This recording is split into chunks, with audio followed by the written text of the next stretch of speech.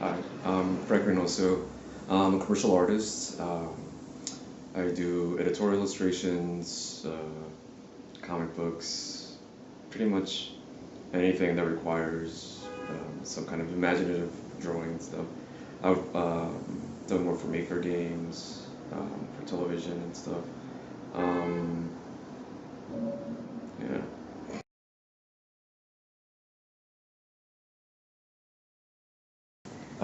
So yes, this is a work. Um, I'll zoom out. So yes, for the dream wall. So I took the theme um, kind of literally. I played around with some sketches. I could actually show you some of the sketches that I had. Well, this they're over here.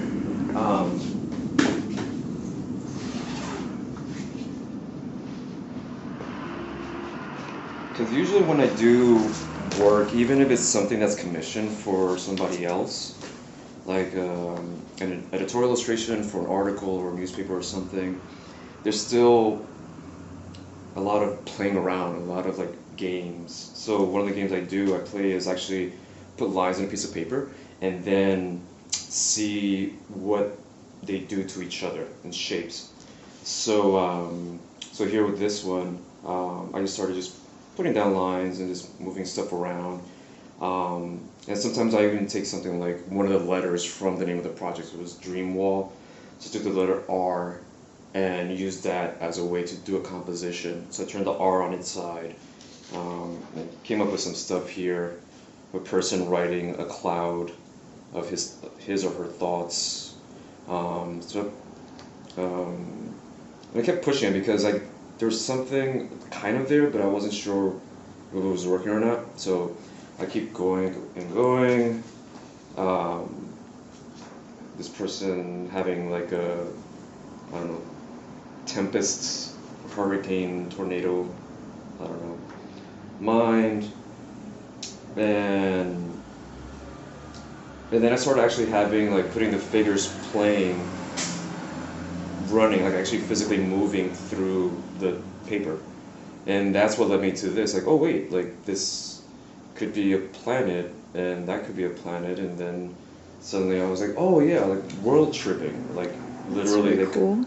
going from one world to the next. And so this is like, once I got that idea, I was like, all right, cool. So this was my first sketch, really small. And just because right now I'm just looking at the composition and trying to get a nice feel for it. Um, and then I did the underdrawing at about size. Um, and yeah, even still at this point, I think this is really rough. So I'm figuring out, just putting lines and just moving stuff here and racing and once that's done, I have like some idea of what I want to do with that. Then I just transfer it over to a board, I light box it, and I still move stuff around and change things around.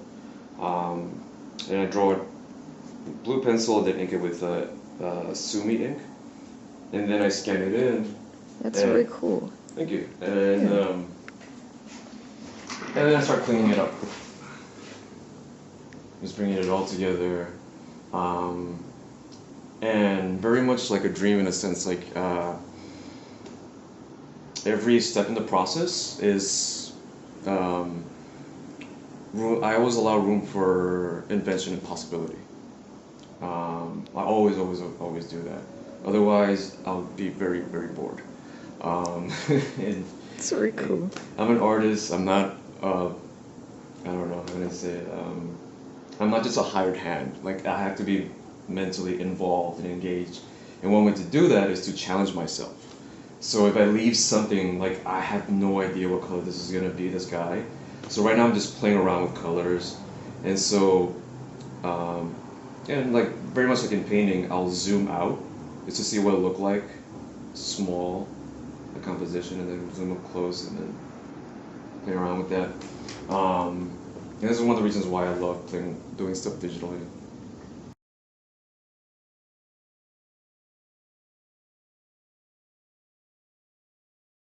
Well, I mean, I've been drawing since I was a little kid. I think of myself as the little kid who just never stopped drawing. Um, and professionally, I've been freelancing for over 10 years now. Um, and full-time freelancer for, I think I'm coming up on to 2 years now. Um, and the way I got to this point is, um, the, I like how this one writer put it, like, when talking about filmmaking and screenwriting, he said that there's no breaking in, you kind of roll in, just little by little. So that's what happened with me. Like I would do an illustration or design for a friend's CD, a poster for this guy, this for a tattoo, and little by little started building up clientele and a style and a voice. And not to say that I have come, not that I'm finished. I'm still gonna keep exploring and still try new things. Um, and thankfully, I've gotten to a point now where I have enough clients coming back that I can actually support myself from my commercial art. Um, and now, as far as like, how do I get through the difficult points? I guess it depends on what you mean by difficult. You mean like financially difficult or creatively difficult? Financially difficult, um, save money. Whenever you get money, save it. Because with freelancing, like earlier this year, not to be depressing, but I didn't have any work for 2, 3 months. And then suddenly I got like 4 or 5 jobs in 1 month. And I just took everything. I was just like, all right, take it, take it, take it, take it, take it. Did everything. I was so tired. But I didn't care because I needed that money. Um, and so it is not to, and like, as far as like creative, how to get through creative hurdles, I don't know, I do a lot of things. One is actually just taking a piece of paper and just putting lines, just anything, just put something on the paper and just start moving it around and don't erase. I just circle, triangle, or draw how I feel. I feel frustrated, so I draw a frustrated character or I draw a frustrated pencil or whatever. But definitely my favorite is doing the shapes because it's very similar to when looking at clouds. We look at clouds and, well, at least I do. I look at clouds and I see shapes. I'm like, oh, that one looks like a rabbit. That one looks like the head of a wolf. And so that's what I'm doing on the paper, and it frees my mind up. So I could actually, so in a way, I'm kind of like dreaming while awake, daydreaming, and just come up with something. And if that doesn't work, then I look at other artists' artwork for inspiration, and I take like a little piece of something that they did. It could be anything, like just one line, or it could be one shape. Take that, put it in, sketch it out really rough, and then build from that, and destroy it, and then build again, and destroy it, keep going back and forth. And if that doesn't work, I do what I'm not supposed to do. So for example, if I have to do an illustration that's serious, like a serious socio-political subject, and I get stuck, I do the opposite. I do something that's just stupid, just plain dumb and funny, just like clowns, whatever. And it frees up my mind. This is really interesting because oftentimes, especially when I'm working on something for a very long time, I get tired of it. If I'm working on something, after 5, 6 hours, I don't want to keep doing it. I want to do something. My mind starts going elsewhere. Like, oh, how about doing this? How about we go out for lunch? How about oh, you haven't talked with so and so, right? And so, I mean, it's just natural. This just happens. And so, sometimes I get to the point where all I'm thinking is that other thing. So that's why I put whatever I'm working on aside, grab another piece of paper, and do that other thing and put it on the piece of paper. And sometimes there's something from that will come in, and as I'm doing that, it could inform the other thing in the sense that as I'm doing the thing that I'm not supposed to be doing, my mind after a little while goes, yeah, you shouldn't be doing this. You should be going back to the serious work. And now I have an idea of what to do for the serious work. And so then I just go back and go back to that. So often that's why I also.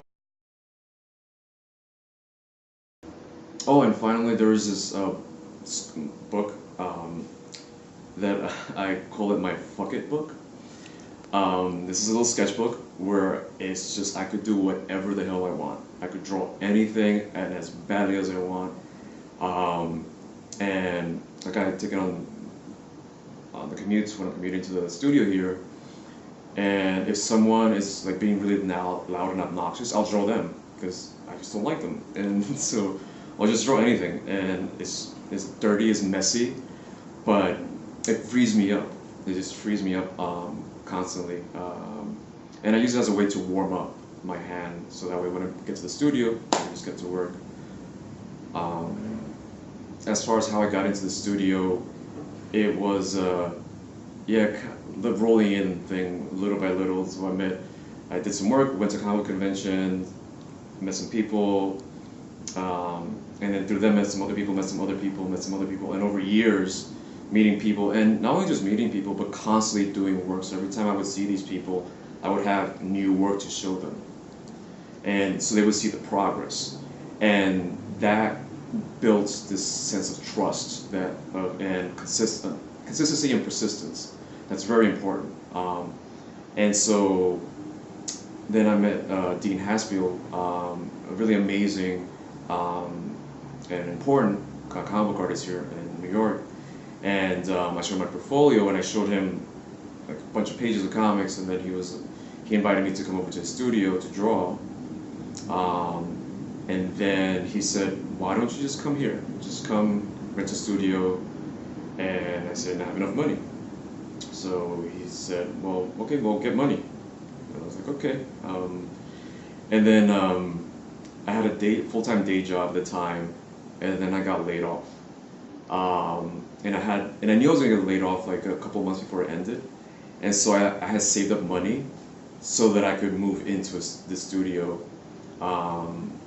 and which I share with 1, 2, 3, 4, 5 other artists. And so, in a way, I kind of just like jumped in, just with a very, very little, tiny, thin safety net of money saved up, which I used right away. But then, fortunately, as I said, I got some paying work, and that's also a great motivation. Being literally hungry and you have to pay bills, you will get work done. Because literally my life depended on it. Not to say that I would end up on the streets or anything, but you understand, like, it's either I work hard and find some paying work, or I move in with my mother, which is not gonna happen.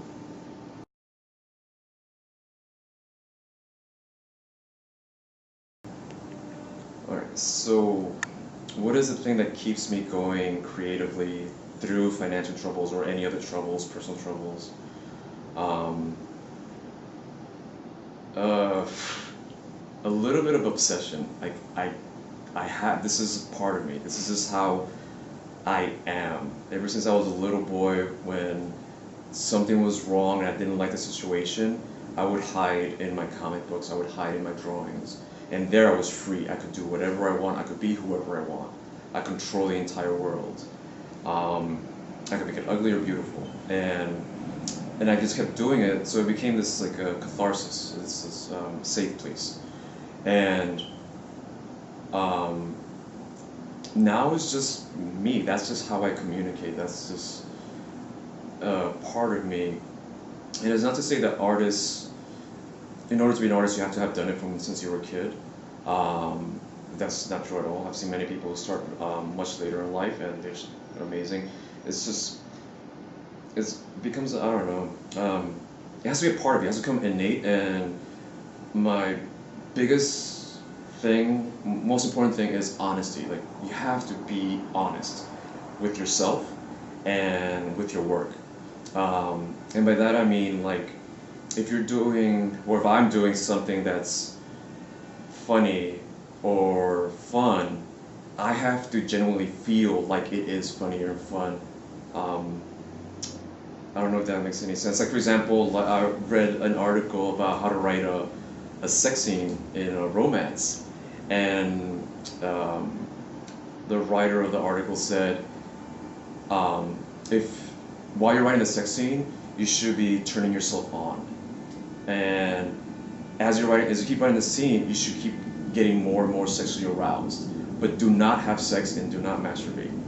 Keep writing the sex scene, and once you finish, then you can relieve the sexual tension that you already built up. And that's what I mean by the honesty. Like really feel it. Like it doesn't mean that you have to like put yourself in mortal danger in order to like make your artwork, but just really be honest. Like this is what scares me. This is what I love, and this is what's like all those feelings, everything, all those feelings that you have can be put into your work. Initially in my career, I relied very heavily on anger to feel my work, and which was not good because then I was just constantly looking for things to anger me, to make me work. So then I just started switching to happy things, boring things, and whatever, and minutia, absurd things. Uh,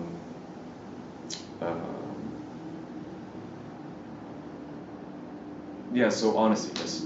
So honesty, be honest, and that honesty comes across to your readers, the audience. I don't know how. It's just a really interesting thing. Like when, for example, like Christopher Nolan with Batman, when he does the Batman movies, I'm like, for me, I feel like he understands Batman. Batman to him is honest. Like he has a genuine. It comes from his heart, from his gut. I don't know what personal stuff Nolan has had that makes him being able to get into the mind, into the heart of the character.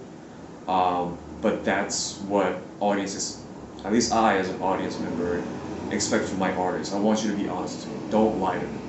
And if I feel you're lying to me, I'm gonna tune out and go someplace else to someone else who's being honest. And it doesn't mean you have to be nice. It doesn't mean you have to be bad. Just be honest. And that's really scary to put how you actually feel, because it's much easier to make fun of something else or criticize something else rather than saying this is how I honestly feel about me. This is how I feel about the world, because you're putting yourself out there and you make yourself vulnerable, and that's what we want. I want as a reader. I want that vulnerability.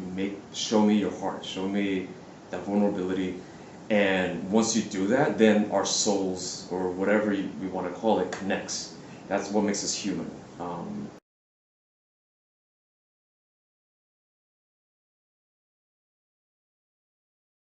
My advice to young artists, students, or anyone who wants to be creative, um, or I guess people period. Yes, honesty. Um, be honest with your work. And be persistent. Um, just keep going. Don't stop. Do not ever stop. Even on those days when you don't want to draw or paint or sing or write, do it. Do it, do it, do it. Treat it seriously. It really depends on what you want to do with it. If you wanted to do it as a profession, or if you want to do it as a hobby. If you want to do it as a hobby, then do whatever you want, however you want to do it, whatever schedule. But if you want to do it professionally, you're serious about it, you have to treat it like a job. So give yourself a schedule.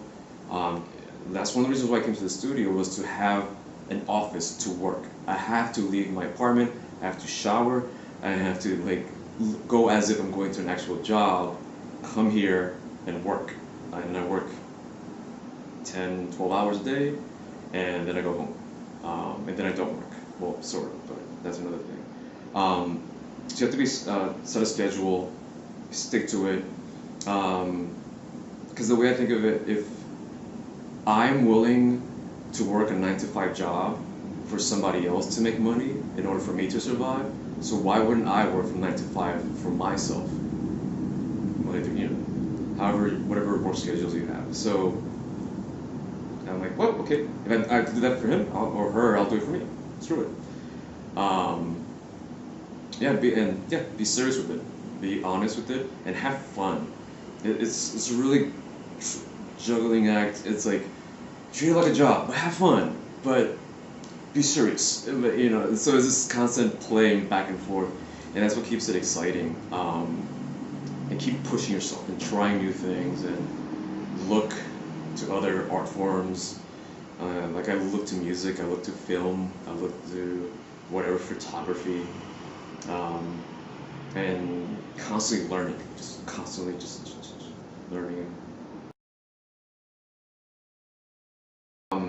Here's another very important thing that's helped me um, grow as an artist, and I suggest to aspiring creators, you have to let yourself mess up, let yourself make mistakes. That's why I have my fuck it book. I literally have a space to fuck around. I could do anything. I could draw the worst thing possible, the nastiest thing. I could draw people's like severed heads. I could draw anything I want. It's okay, and that's important because often with the arts, because our art is such a public thing. Like it comes to life when someone looks at it or listens to it or reads it or whatever. So there's that interaction. So I feel this compunction to that my artwork should be as beautiful and powerful and dramatic as possible, like all the time for the audience, and it should be honest, and I cannot have any mistakes, which is not possible. I'm human. We're all human, and we make mistakes. So I have to allow myself to mess up, and yeah, just go experiment, push, fuck up really bad, fuck up really hard. Like try something impossible, like you know you cannot do it. That exactly, do that 3 times, and then let's see what happens. Maybe you might not succeed, but you might get something out of it.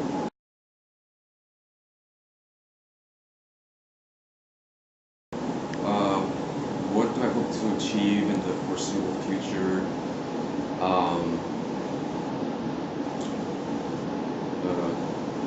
Years from now, well, I mean, there are some projects that I'd like to do, some comic books that are very personal, very important to me, that I'd like to finish.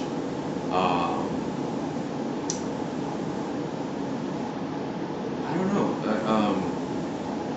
Actually, like, I can only talk abstractly, I guess, when it comes to long term, because one thing I found with the arts is that you make plans, well, at least I made plans, and then something happens, and then it's not even like I go from plan A to B, it's like I go from plan A to plan F and G, because things just change so abruptly, life happens.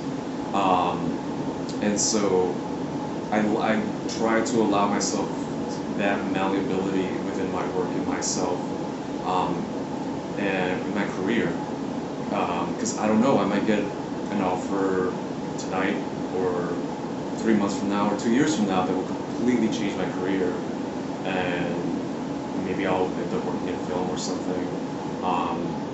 And so ideally, the ideal situation would be that I would be able to do some work, commercial work for other people, because I enjoy doing that. It's fun, and it pays well. And also, at the same time, have time to do my own work that's personal to me. And yeah, that juggling that both the public and the personal, going back and forth, because they will both inform each other.